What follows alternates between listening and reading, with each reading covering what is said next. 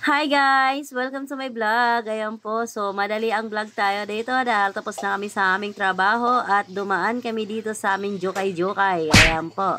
So, ito siya ay nag-request na bumili ng sapatos dahil nga ay mag-basketball daw siya at wala siyang ginagamit na sapatos dahil na nakaraang gabi. Nag-video ako sa kanya pero ang ginawa niya ay nagtambay lang siya sa court dahil wala daw siyang sapatos at hindi siya nakalaro. Ayun.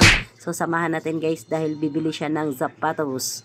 Alam mo yung gustong-gusto niya itong mga sapatos na to pero gawa nga ng ukay-ukay daw ang gusto niya at original daw sa tingin niya. Ayun po, so hindi ko siya pwedeng hindi payagan dahil pera niya yan at gustong-gusto niya yan. At kapag inano mo yan ay baka mag-away lang kami dahil pera niya ang gagamitin at hindi sa akin.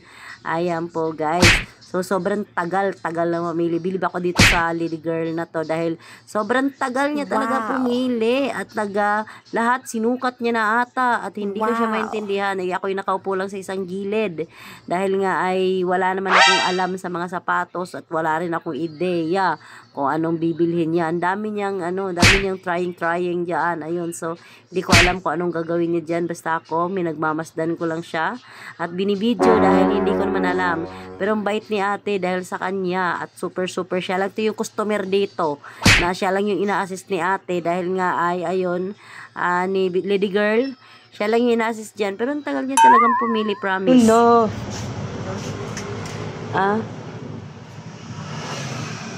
Mabusisi talaga to siya. Magkano? Ano? Ayos walang discount. Wow! Grabe ka ano. Dali na.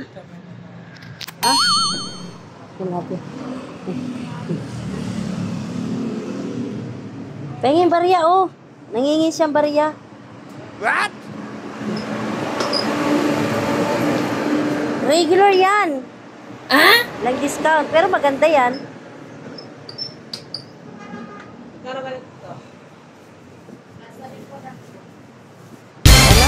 Nasa likod ang price. Andun sa kabila.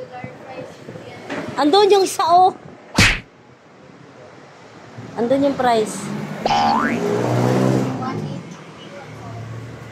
1.8? Wow. Tara na.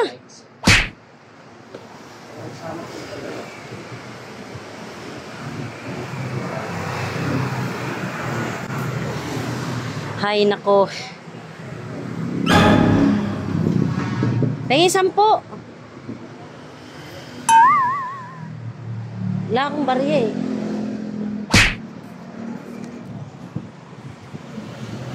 Ano na?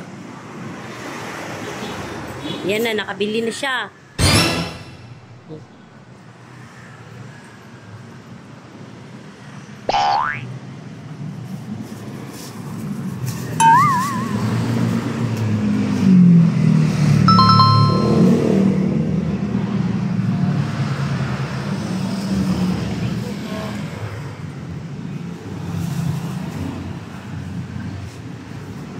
Grabe, si Papa pag bumili ng gamit.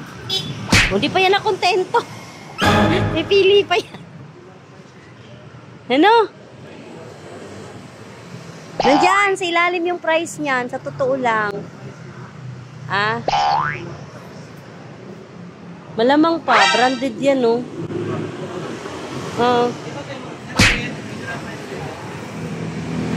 Di pa siya nakontento. Dito kami bumili. Sulit. Yung pera niya, pinambili niya lang sapatos. Dito mo ilagay sa ilalim kaya.